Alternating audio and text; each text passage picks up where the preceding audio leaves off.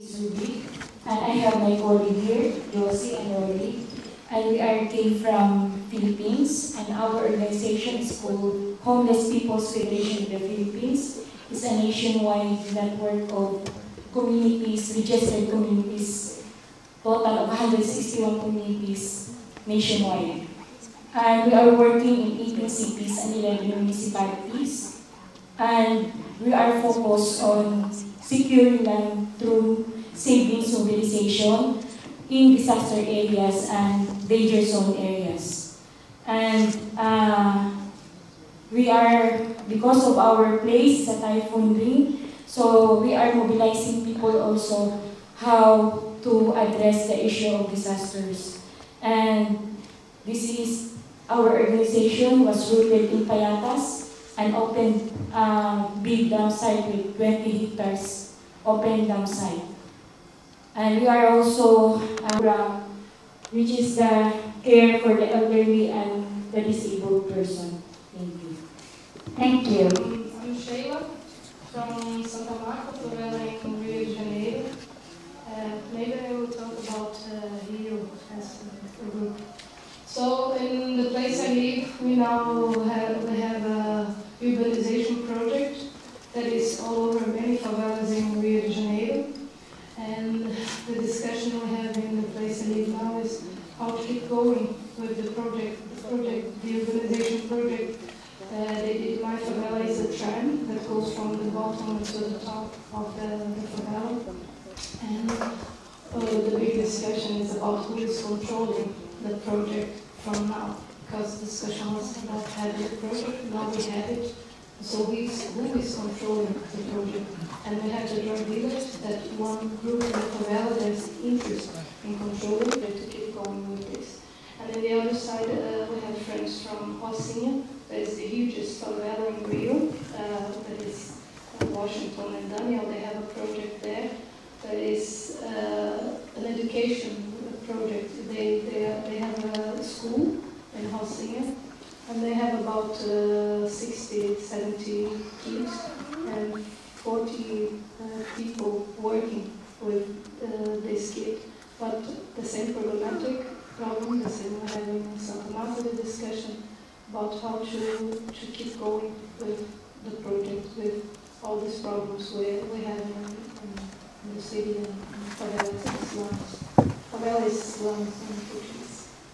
And we have friends here from São Paulo, but they don't speak English, so I will try to translate differently about the project. Ivanete is the person that will talk about. Ivanete, faço parte, sou presidente do movimento Sept do Centro de São Paulo. My name is Ivanete, and I'm the president of the movement of homeless people of the city center of São Paulo.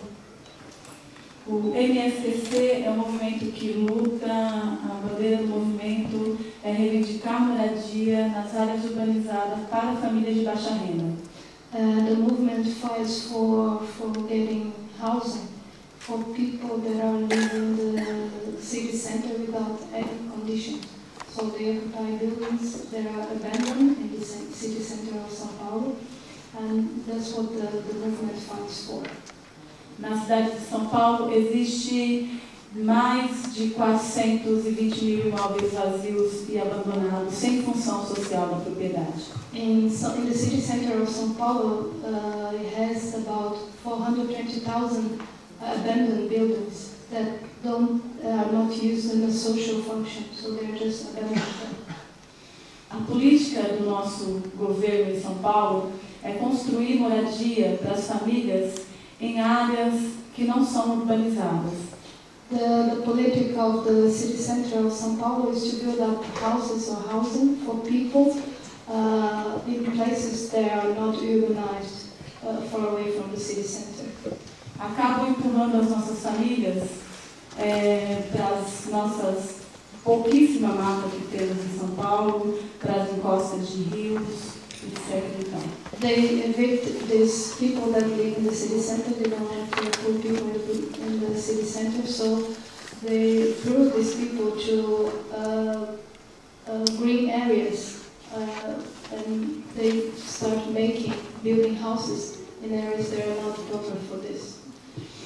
Sem nenhuma infraestrutura, simplesmente constrói a moradia e deixa as famílias lá sem nenhuma infraestrutura. So they just build up houses far away from the city center in these areas without any infrastructure. So they just build a house just to put them away from the city center. A proposta do MSTC é trazer essas famílias para o centro, que já existe os prédios vazios, para construir moradia para a família de baixa renda. É uma política, a nossa proposta é política habitacional para a família de baixa renda. They have a housing political, how do I say? The movement is fighting for taking these people from this area that are far from the city center and put them in this building that don't have any social function and make them become a social housing in the city center of São Paulo. Enquanto essas reivindicações que a gente vai fazendo é lenta, all the demands are in a very slow process. A gente tem famílias que têm necessidade de morar, a gente ocupa os imóveis vazios no centro da cidade de São Paulo. And because this process is very slow, they really have to occupy buildings because they cannot leave the families living in the streets, so they have to occupy the building and then fight for the projects.